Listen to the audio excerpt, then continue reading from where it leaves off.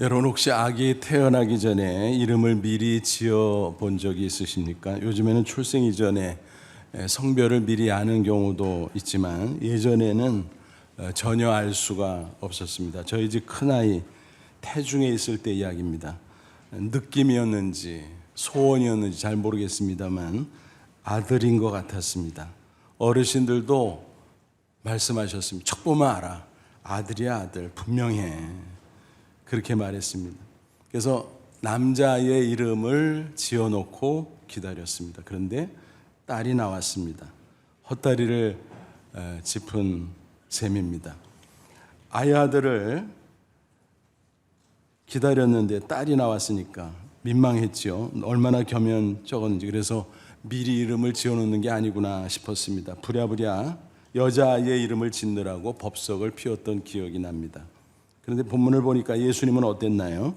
탄생 이전에 미리 이름을 지어 놓았습니다. 누가요? 하나님이 이름을 지어 놓았습니다. 두 개의 이름이 나오죠. 오늘 본문에 예수, 임마누엘. 그리스도는 사실은 이름이라기보다는 직책입니다. 예수, 임마누엘. 이 두 개의 이름. 여러분 이름은 어떻습니까? 본인의 존재를 대신하죠. 그래서 예수님의 이름에는 그분이 어떤 분인가, 또 그분은 어떤 일을 하는가, 그런 내용들이 포함되어 있습니다. 그런 점에서 예수님의 이름을 잘 아는 것은 아주 중요합니다. 그럴 때 예수님을 바로 믿을 수가 있습니다.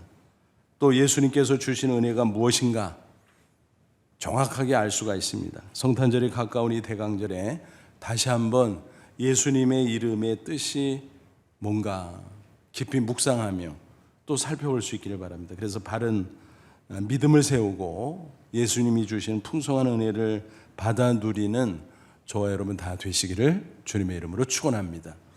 먼저 예수님의 이름이 먼저 미리 지어졌던 경위를 살펴보죠. 지금으로부터 2000여 년 전 이스라엘 갈릴리의 나사렛 동네 처녀 마리아가 살고 있었습니다. 그런데 그에게 아주 신기한 일이 벌어집니다. 천사가 나타난 거예요. 그러면서 처녀인데 그이가 잉태할 거다라고 말하는 것이었습니다. 아예 이름까지 미리 알려줬어요. 누가복음 1장 31절 보라 내가 잉태하여 아들을 낳으리니 그 이름을 예수라 하라 그랬습니다. 하지만 마리아로서는 도저히 받아들일 수가 없었죠. 그렇게 남자를 알지 못하는 처녀인데 그게 무슨 말인가 당초에 이해할 수가 없었던 것입니다. 또 너무 당황스럽습니다. 그녀는 약혼자가 있었잖아요. 지난주에 말씀드린 것처럼 고대 이스라엘 사회에서 약혼은 결혼과 비슷하고 다만 그 기간 동안에는 절대 순교를 지켜야만 했습니다. 약혼자는 한 동네에 사는 요셉이었습니다. 그러니 얼마나 기가 막혔겠습니까? 그렇죠? 그런데 천사는 성령의 능력으로 하나님의 아들을 잉태하는 거야 라고 못 박아 말했습니다. 마침내 마리아는 하나님의 뜻을 깨달았고 순순히 받아들입니다. 순종합니다. 한편 아무것도 모르고 있었던 요셉 어떻습니까? 한 동네 사니까 자연스럽게 마리아의 몸에 이상이 있는 것을 눈치챘겠죠. 그리고 고민에 빠져버립니다. 약혼 기간 중에 임신을 하게 되면 마을 사람들이 부정한 여자라고 끌고 나가서 돌로 쳐 죽일 수도 있는 상황. 끔찍하죠. 그래서 요셉은 이도저도 못하고 계속 고민만 하고 있었습니다. 그런 여자와 결혼할 수도 없고 또 그렇다고 동네방네에 떠들어서 죽게 할 수도 없고 고민 끝에 그는 조용히 끊자라고 작정을 하고 있었습니다. 바로 그때 하나님께서 천사를 보내주셨다 그랬죠. 천사가 꿈에 나타나서 자초지종을 다 설명해 줍니다. 오늘 본문 20절 보세요. 이 일을 생각할 때 주의 사자가 천사가 현몽하여 꿈에 나타나 이르되 다윗의 자손 요셉아 내 아내 마리아 데려오기를 무서워하지 말라. 여기서 아내라고 불렀죠. 방금 말씀드린 것처럼 이스라엘 사회 속에서 약혼은 결혼과 거의 마찬가지이기 때문에 아내라고 부른 겁니다. 아내 데려오기를 무서워하지 말라. 그에게 잉태된 자는 성령으로 된 것이라. 설명을 해줬어요. 이상하게 생각하지 마. 하나님의 아들을 성령으로 잉태한 거야. 그러면서 이름을 미리 알려줍니다. 21절이에요. 아들을 낳으리니 이름을 예수라 하라. 그리고 이런 일은 갑자기 툭 튀어나온 게 아니야. 뭐라 그랬어요? 하나님의 섭리 가운데 오래전에 미리 예언되었던 말씀이 성취된 것이다 라고 증거해 주었습니다. 본문 22절 23절 보세요. 이 모든 일이 된 것은 주께서 선지자로 하신 말씀을 이루려 하심이니. 어느 선지자예요? 이사야죠. 이르시되 보라 처녀가 잉태하 아들을 낳을 것이요 그 이름을 임마누엘이라 하리라 하셨으니. 바로 구약성경 이사야 7장 14절의 인용인데 성탄이 이전 700년 전에 이사야 선지자가 예언했던 말씀이다라는 것입니다. 그런데 딱 맞아떨어졌다, 성취됐다라고 하는 것입니다. 놀랍게도 요셉은 천사가 전해준 말을 곧이곧대로 믿었습니다. 아마 그 과정 다음에 마리아와 대화하는 시간도 있었겠지요. 서로 경험한 내용이 일치하는 것을 보고 야, 천사가 나타난 게 맞구나. 우리가 환상을 본 게 아니구나. 그래서 믿음이 더욱더 견고해졌을 것입니다. 특별히 하나님의 아들에게 지어줄 이름이 예수라는 사실을 서로 확인하고는 너무너무 놀라워했습니다. 그리고 기쁨이 넘쳤을 것입니다. 야, 맞구나. 하나님의 아들이 성령으로 잉태된 거야. 확신 가운데 그들은 굳게 섰습니다. 하나님께서 마리아의 정결한 몸을 빌려서 그 아들을 세상에 보내시는 거야. 확신할 수 있었던 것입니다.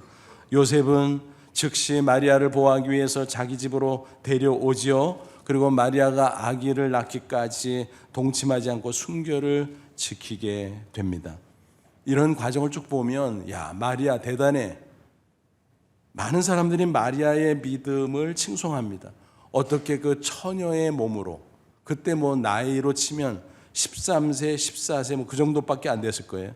야, 정말 대단하다. 칭송합니다. 당연하지요.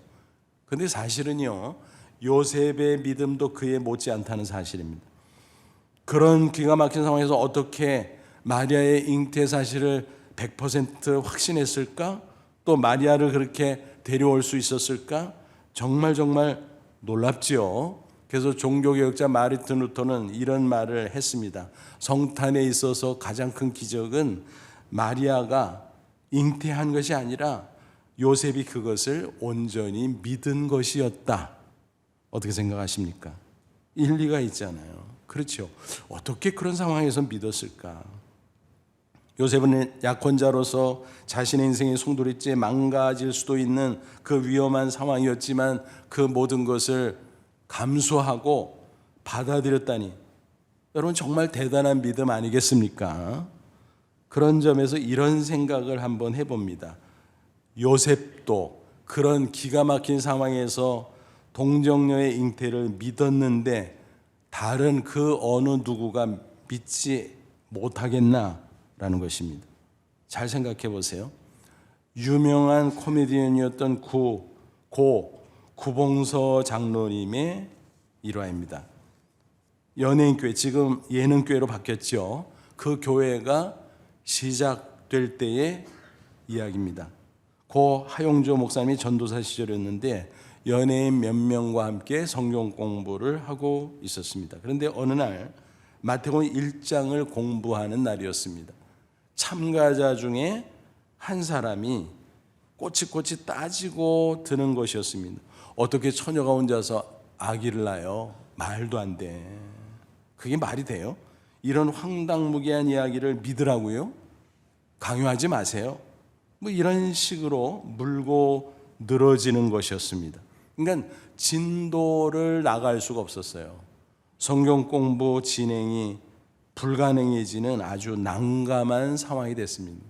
그 광경을 지켜보던 구봉서 장로님, 그 당시에는 성도였는데 그 사람을 향해 화가 나서 이렇게 소리를 쳤다고 합니다. 아니, 그 서방이 믿는다는데 왜 네가 난리야? 전곡을 찌른 말이었죠. 그렇잖아요. 세상 사람들은 다 못 믿는다고 그러는 상황에서 요셉은 철석같이 믿었다고 했잖아요. 도저히 믿을 수 없는 그런 상황에 있었던 요셉이 믿었다면 그 누가 감히 믿지 않고 시비를 걸 수 있겠느냐라는 것입니다. 정말 명답이었습니다. 그 일이 있고 나서부터 구봉서 장로님은 전도할 때마다 그런 유사한 상황이 되고 질문이 나오면 그 말을 써먹었다고 하는 것입니다. 그러다 보니까 전도가 꽤 잘 됐대요. 상대방이 그런 이야기를 막 하면은 야, 그 서방도 믿었는데 네가 왜 난리냐? 그러니까 아무 말도 못하고 껄껄 웃으면서 받아들였다라는 것입니다. 여러분도 전도할 때 비슷한 상황이 되면 꼭 사용해 보시기를 바랍니다. 어쨌든 이렇게 해서 미리 붙여진 그 이름 예수 그리고 임마누엘이었다라는 것입니다. 하나씩 살펴보죠. 먼저 예수라는 이름 무슨 뜻인가? 본문에 나와 있습니다. 21절 보세요. 아들을 낳은 이름을 예수라 하라. 그 다음에 뭐라 그랬어요? 이는 그가 자기 백성을 그들의 죄에서 구원할 자이심이라 하니라. 예수라고 하는 이름은 본래는 여호와는 구원이시다 그런 뜻이에요. 그래서 그것을 풀어서 자기 백성을 죄에서 구원할 자라고 설명을 해놓은 거죠. 한마디로 말하면 뭐예요? 구원자 혹은 구세주라는 뜻입니다. 영어로 Savior라고 하는 것입니다. 유대인들은 아들을 낳으면 대개 아버지가 이름을 8일째 할례의식 베풀면서 지어줬다 그래요. 근데 예수님은 누가 이름을 붙여줬나요? 겉으로 보면 요셉이 명명했어요. 예수라고. 하지만 이미 천사로부터 들은 이름, 미리 정해졌던 이름, 그것을 그대로 전달받은 대로 붙였을 뿐입니다. 그러니까 이름을 하나님이 지어준 거죠. 그러니까 유대인 사회의 컨텍스트 속에서 보면 예수님의 아버지는 바로 하나님 자신이라는 것입니다. 그러니까 예수 그 이름 속에는 하나님이 당신의 아들을 이 세상에 왜 보내셨는가 인간의 모습으로 그 목적이 잘 들어가 있다는 것입니다. 그것은 바로 우리를 죄에서 구원하시는 속죄가 목적이었다는 것입니다. 인간의 죄를 대속하기 위해서는 동일한 인간이어야 돼요. 그런데 죄값을 치르는 길은 피 흘려 죽는 것밖에 없어요. 그래서 히브리서 9장 22절 다시 인용하면 피 흘림이 없은즉 사함이 없느니라. 왜 하필이면 피야 징그럽게 라고 반문할 수 있지만 피는 뭐라 그랬어요? 생명이라 그랬죠. 피 흘리는 것은 사망이라 그랬죠. 그러니까 죄의 삭슨 사망 대신 그 죄값을 치는 것은 피 흘려 죽는 것밖에 없다라는 것입니다. 그래서 구약 시대에 어떻게 했습니까? 십자가 대속의 예표로서 짐승이 애매하게 인간 대신 피 흘려 죽는 속죄 제사를 시행했었다라는 것입니다. 그러니까 죄 없는 짐승이 죄 있는 인간을 대신해서 피 흘려 죽었다. 그게 속죄 제사였어요. 바로 그것을 성취한 것이 예수님의 십자가 대속이었다는 사실입니다. 그러니까 성탄은 피 흘려 죽으려고 오셨네? 맞습니다. 예수님이 이 땅에 죽으려고 오셨어요. 십자가 지려고 오셨어요. 대속의 피를 흘리러 오셨어요. 예수님께서 직접 밝히셨잖아요. 마가복음 10장 45절 인자가 온 것은 섬김을 받으려 함이 아니라 도리어 섬기려 하고 자기 목숨을 많은 사람의 대속물로 주려 함이니라. 대속물, 다른 사람들의 죄값을 치러주는 속죄제물, 그런 뜻이잖아요. 예수님은 그 목적으로 이 땅에 인간으로 오셨다라는 사실입니다. 하나님은 공의로운 분이라서 반드시 죄값을 묻는다고 했죠. 인간은 그 죄값으로 영원히 죽을 수밖에 없잖아요. 영원한 사망, 영원한 지옥의 형벌, 얼마나 비참해요. 하나님이 그것을 불쌍히 여기시고 그 문제를 완벽하게 해결하기 위해서 예수님, 당신의 아들을 구원자요 중보자로 보내셨다라는 것입니다. 죄는요, 하나님과 인간을 원수되게 해요. 그러니까 인간이 하나님을 볼 수도 없고 만날 수도 없고 당연히 구원과 영생은 없는 거예요. 그래서 그 죄 문제를 해결해서 하나님과 인간을 화목시키러 오신 분이 바로 예수님.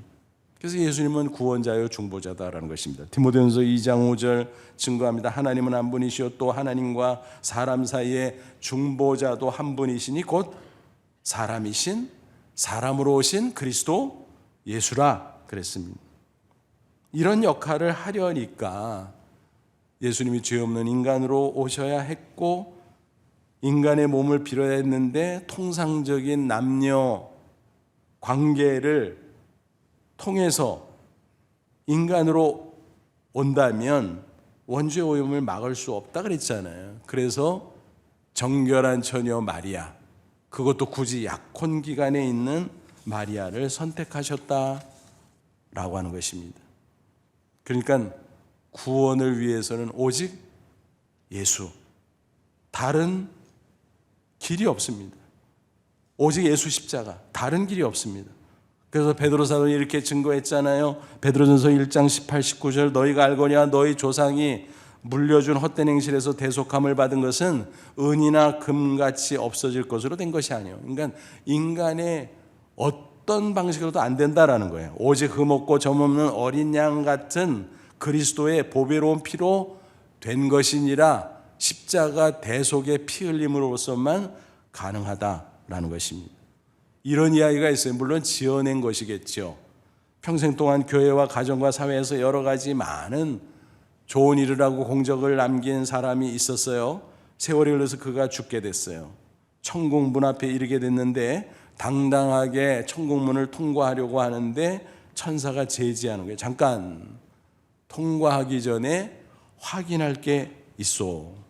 당신이 세상에서 살아왔던 것들 가운데 점수로 환산해서 1000점이 넘어야 통과가 됩니다. 그 말을 들은 사람은 속으로 생각했습니다. 아니 나야 당연히 통과하겠지. 1000점 뭐 넘겠지 수월하게. 천사가 구체적으로 묻습니다. 그러면 이제부터 당신이 점수를 얻을 만하다라는 것을 한 번씩 말해보시오. 그 사람은 자신 있게 대답을 합니다. 나요? 30년간 선교단체 리더였어. 그래서 그 단체를 통해서 선교사를 얼마나 파송했는지 아시오? 천사가 말, 아 그래요? 훌륭하시네요. 그럼 1점 드리죠. 그 사람이 놀라면서 볼멘 소리야. 아니 그렇게 훌륭한 일을 했는데 1점밖에 안 돼요? 참. 그러면서 말을 이어갑니다. 나는 충실한 가장이었어. 부부관계도 좋았고 자식들도 잘 양육했어. 그 자식들은 지금 사회 각계각층에서 두각을 나타내고 있단 말이요. 그러자 천사는 참 훌륭한 분이네요. 요즘 같은 시대에 그런 분이 드물기는 하지요. 그러면 2점 드리죠. 그 사람이 당황하기 시작했습니다. 아니 이런 것들이 1점, 2점밖에 안 되면 어떻게 1000점을 채운단 말이야? 그래서 그는 교회 생활에 대해서 이야기하기 시작합니다. 지난 60년 동안 교회에 한 번도 빠진 적이 없었다고 해. 게다가 새벽 기도도 열심히 했다니까요. 천사가 말합니다. 그러면 1점 더 드리죠. 아니 1점밖에 안 돼요? 그런 식으로 계속 몰리다 보니까 더 이상 내세울 것이 없었습니다. 1000점을 채우는 것은 불가능하다는 것을 결국 깨달을 수밖에 없었습니다. 울상이 된 그 사람을 호소합니다.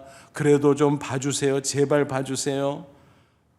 나는 예수님의 십자가를 믿는단 말이에요. 오 주여 나를 도와주세요. 천사가 통과 안 시켜주는데 주님이 도와주세요. 그래서 천사가 반색을 하며 말합니다. 아유 진작 좀 말씀하시지. 예수님을 믿는 게 최고지. 1000점 드리겠습니다. 통과. 여러분 지어낸 얘기지만 우리 기독교 구원 교리를 쉽게 정확하게 설명해 주는 이야기 아닙니까 여러분? 우리가 공로를 내세우고 공적을 이야기하지만 그거는 구원 이후예요. 구원 이전에는요. 인간의 공적 공로가 있어봐야 별게 아니죠. 그것으로 어떻게 구원을 받습니까? 죄인이 불가능하죠. 그러니까 예수님의 십자가 대속의 은혜로 구원받고 나서 하나님의 자녀로서 이제 믿음 생활하고 신앙 가운데 이런저런 일들을 하면 하나님이 아이고 기특하구나 하고 기억하고 그것을 공적으로 여겨주시고 축복하시고 천국의 상을 주실 뿐이지 어디 그런 걸 구원에 갖다 댑니까? 말도 안 되죠. 그렇습니다. 우리가 구원받고 하나님의 백성이 되는 길, 영생을 얻고 천국에 가는 길은 오직 예수 십자가 피밖에 없다는 사실 다시 한번 꼭 기억하시고 확신하시기를 바랍니다. 영국의 위대한 여왕 빅토리아 잘 아시죠? 그 부친 켄트 공작 에드워드의 일화입니다. 그는 중년의 병환으로 임종을 앞두고 있었습니다. 주치의가 민망했어요. 치료할 수 없네. 보내드릴 수밖에 없네. 너무너무 민망한 나머지 위로한답시고 그의 공적들을 하나하나 기억하고 길게 열거하기 시작했습니다. 그리고 칭송했습니다. 공장님이시여, 당신은 이러이러한 했습니다. 이런 공적을 남겼습니다. 훌륭하십니다. 대단하십니다. 이렇게 많은 공적들이 있으니 사후는 확실히 보장될 것임을 믿습니다. 그러자 힘이 없었던 에드워드였지만 단호하게 이렇게 대답을 했다고 합니다. 여보시오, 내가 구원을 얻는 것은 내가 공작이기 때문도 아니요, 내가 이런저런 공적들이 있기 때문도 아니요, 오직 구주 예수 앞에 내가 죄인이기 때문이요. 자신이 죄인인 것을 깨닫고 예수님을 구주로 믿는 그 믿음 때문에 구원받고 천국 가는 거지, 그런 공적 따위로 구원 불가능하다라는 것이었습니다.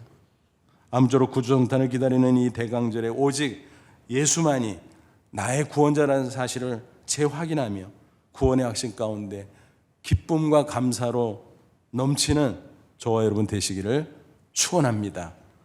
또 예수 그 이름과 더불어 또 하나의 이름이 있죠. 그 이름 임마누엘입니다. 23절 다시 보세요. 보라, 처녀가 잉태해 아들을 낳을 것이요 그 이름은 임마누엘이라 하리라 하셨으니 이를 번역한즉 하나님이 우리와 함께 계시다 함이라 그랬습니다. 임마누엘 무슨 뜻이라고요? 하나님이 우리와 함께 해 주신다. 영어로 말하면 God with us라는 뜻입니다.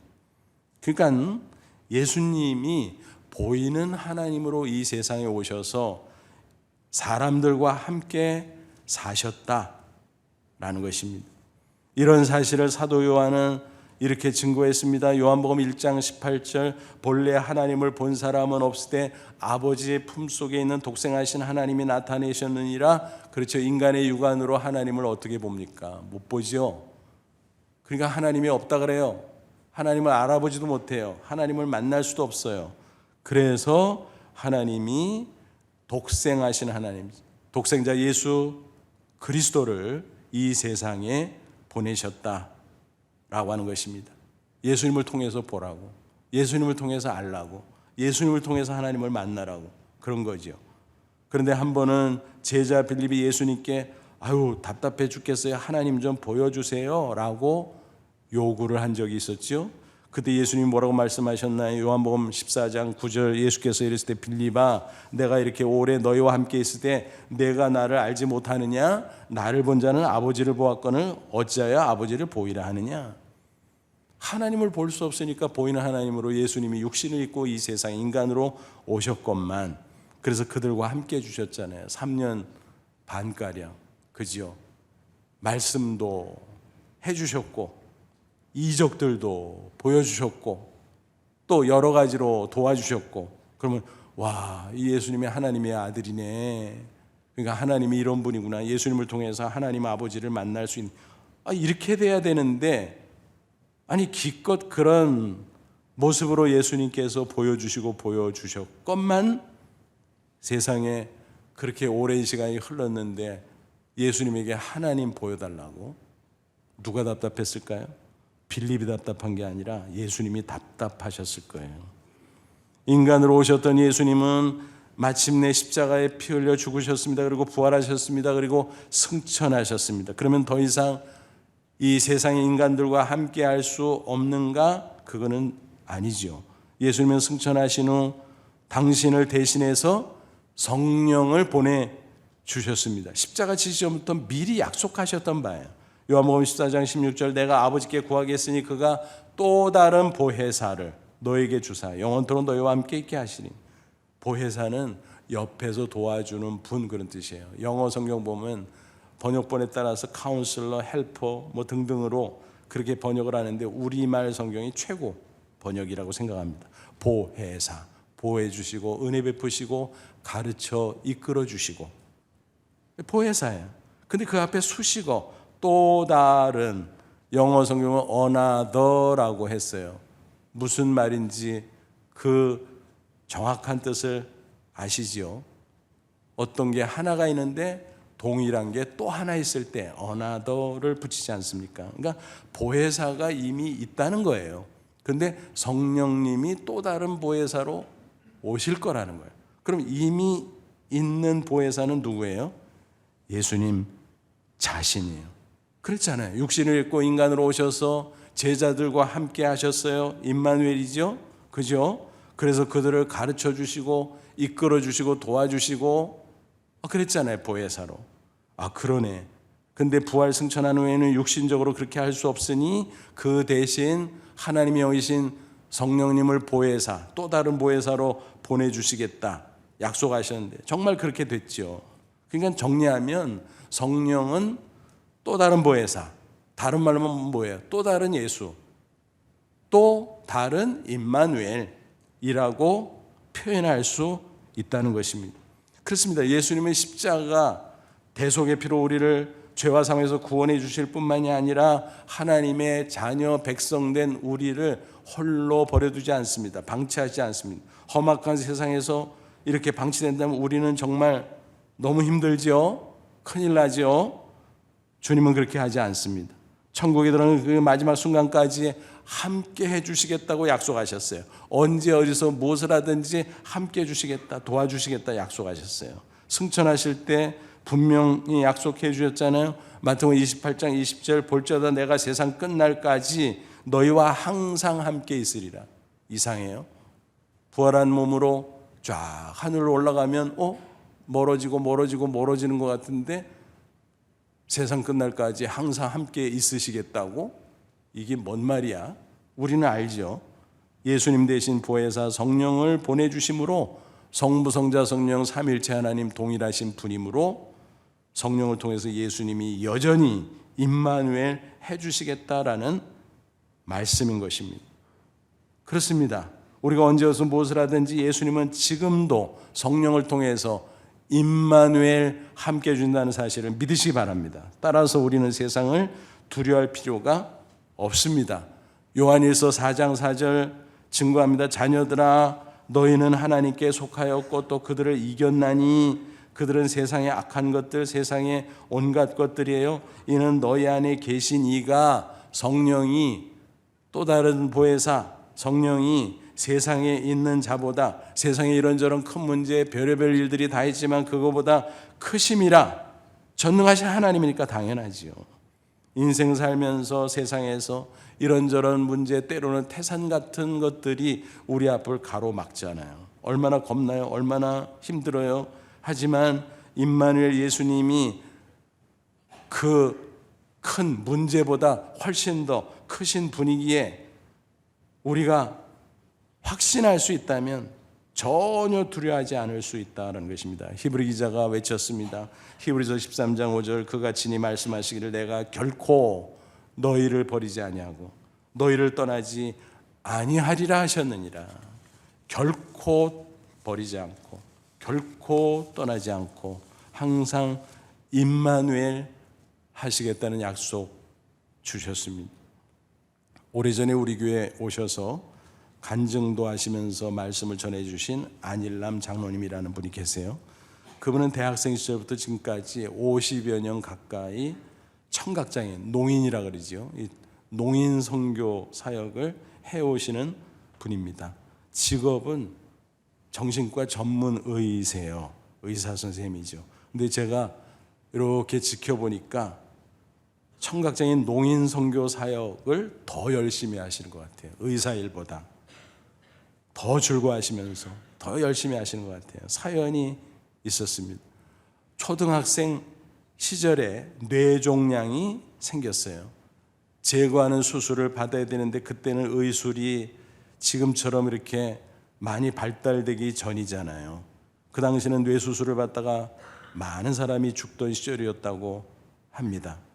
뭐 절개하고 수술하니까 얼마나 위험했겠습니까? 이제 드디어 수술 날짜가 잡혀서 이제 수술 시간에 맞춰서 이제 병상에 눕혀진 채로 수술실을 향해 갑니다. 그러다가 수술실 문 앞에 딱 멈추는데 아버지가 말합니다. 아버지는 더 이상 너와 함께 할 수가 없어. 여기까지 밖에 함께 할 수 없어. 하지만 예수님은 너와 항상 함께 해 주셔. 그러니까 안심해. 알겠지? 참 얼마나 기가 막힌 말입니까? 그 마음속은 얼마나 두려웠겠습니까? 얼마나 염려가 됐겠습니까? 그 아버지가. 그러나 절제하고 침착한 모습으로 이 말씀을 전해 주셨다라는 것입니다. 다행히 수술이 잘 됐어요.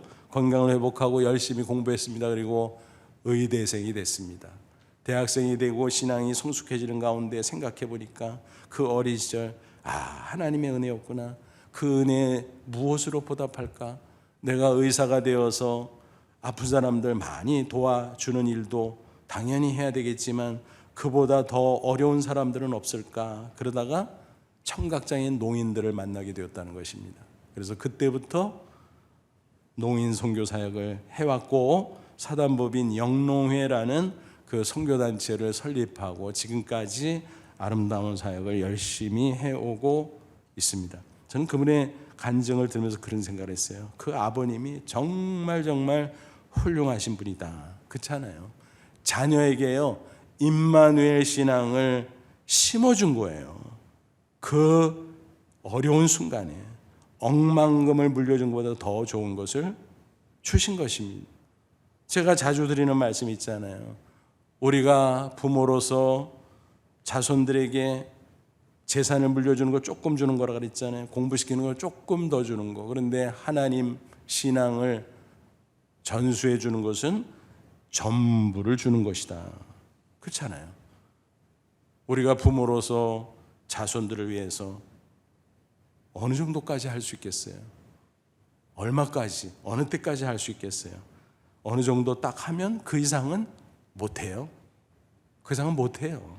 위에서 기도할 뿐이고 결정적으로는 신앙을 전수할 때 바로 임마누엘 은혜가 있기에 전부를 주는 것과 같다라고 하는 것입니다. 맞죠? 너나 할 것 없이 임마누엘 예수님만이 우리에게 전부가 되는 줄로 믿습니다. 여러분, 성탄절은 하나님께서 우리에게 예수 그리스도를 선물로 주신 날입니다. 그 놀라운 은혜가 그 이름에 담겨져 있어요. 그 이름 예수, 그 이름 임마누엘. 세상 사람들은 그 이름을 듣고도 대수롭지 않게 여겨요. 예수? 뭐야? 임마누엘? 그게 뭐야? 무시해버리기 일쑤입니다. 하지만 믿음으로 그 이름에 담긴 뜻을 발견하고 이해하고 확신할 수 있다면 우리는 예수 그 이름으로 구원의 은혜를 받을 수가 있습니다. 그리고 그 이름 임마누엘을 믿을 수 있다면 험악한 세상 우리가 살아갈지라도 전능자 하나님의 함께 해주심을 확신하면서 우리는 승리의 축복을 받을 수 있다는 사실입니다. 그러므로 이 대강절에 또 다가오는 성탄절에 그 이름 예수, 그 이름 임마누엘에 담긴 깊은 의미를 묵상하면서 풍성한 은혜를 체험하시기를 축원합니다. 여러분, 송명희 시인을 기억하시나요? 근자의 그 활동상이 지면에 잘 나오지 않아서 잊혀져 가는 분은 아닌가라는 생각을 할 수 있지만 사실 그분은 잊을 수 없는 천상의 시인이지요. 최근에 교계신문에 이야기가 게재됐는데 같은 동네 사는 원로 목사님이 벌써 송명희 시인이 60세가 됐는데 그 생일을 기념해서 지인들과 함께 모여 아름다운 모임을 가졌다고 합니다. 그런데 그 간증이 뭡니까? 그분은 어려서부터 뇌성마비로 고통을 받았습니다. 원망했습니다. 엄마, 하필이면 나를 왜 이렇게 낳았어? 차라리 낳지 말지. 공부도 할 수 없었습니다. 말을 하려면 몸부림을 칠 수밖에 없었습니다. 사람들 앞에 나설 수도 없었습니다. 그래서 16세 극적으로 살아계신 하나님 만납니다. 어느 날 부르짖었어요. 하나님, 살아계시면 좀 나타나 보세요. 나를 만나 보세요. 만나주세요. 하나님을 만났어요. 그러고 나니까 자신이 얼마나 큰 죄인인가를 깨닫게 됐어요. 예수님을 찾았습니다. 예수님, 나의 구주가 되심을 믿습니다. 예수님, 내게 와주옵소서. 나를 구원해 주옵소서. 그러면서 그 이름 예수 안에 구원의 은혜가 있음을 확신하게 됩니다. 그러고 나니까 하나님과 영적으로 통하게 되었고 천상의 언어들이 폭포수처럼 부어지게 되었습니다. 그래서 그 언어들을 하나하나 시로 지어서 발표했고 시집이 나왔고 또 음악인들이 그 가사에 찬양곡을 붙였고 많은 사람들이 그 찬양을 부르면서 감동을 받고 은혜를 나누고 하나님께 큰 영광을 돌리게 되었습니다.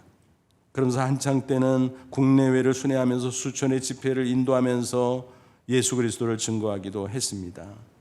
근데 어느덧 세월이 흘러서 나이 60. 아, 그랬구나. 몸이 많이 아프다고 하더라고요.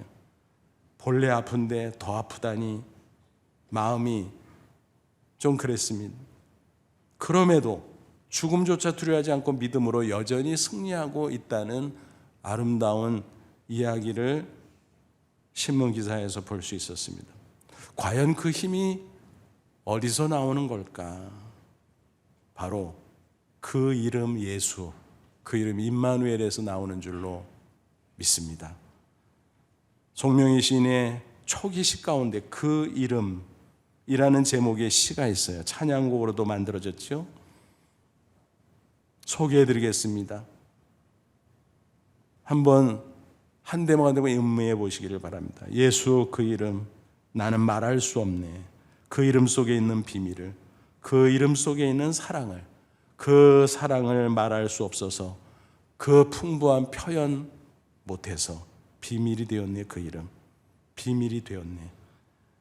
사람들 그 이름 건축자의 버린 돌처럼 버렸지만 내 마음에 새겨진 이름은 아름다운 보석, 내게 있는 귀한 비밀이라. 내 마음에 숨겨진 기쁨, 예수 오 그 이름 나는 말할 수 없네. 그 이름의 비밀을, 그 이름의 사랑을. 아멘. 기도하겠습니다. 이 말씀 붙잡고 기도합니다. 하나님, 성탄절을 기다립니다. 이 대강절에 그 이름 예수, 그 이름 임마누엘 묵상합니다. 그 이름 가운데 담긴 구원의 놀라운 은혜, 그 이름 가운데 달린 놀라운 승리의 축복을 우리가 확신하게 하시고 당당히 승리하며 하나님의 영광을 빛내며 살아가게 하옵소서. 우리 다 같이 간절한 마음으로 잠시 기도합니다. 하나님 아버지, 은혜와 사랑을 진심으로 감사합니다. 그 이름 예수 감사합니다. 그 이름 임마누엘 감사합니다. 우리를 죄와 사망에서 구원해 주신 그 놀라운 은혜를 찬양합니다. 험악한 세상에 홀로 버려두지 아니하시고 임마누엘 함께 해주시는 그 놀라운 사랑을 기억합니다. 감사합니다. 남은 인생 험악한 세상 살지라도 구원의 확신과 승리의 확신을 가지고 당당하게 승리하며 주의 영광 빛내는 저희들 다 되게 해 주옵소서. 예수님의 이름으로 기도하옵나이다. 아멘.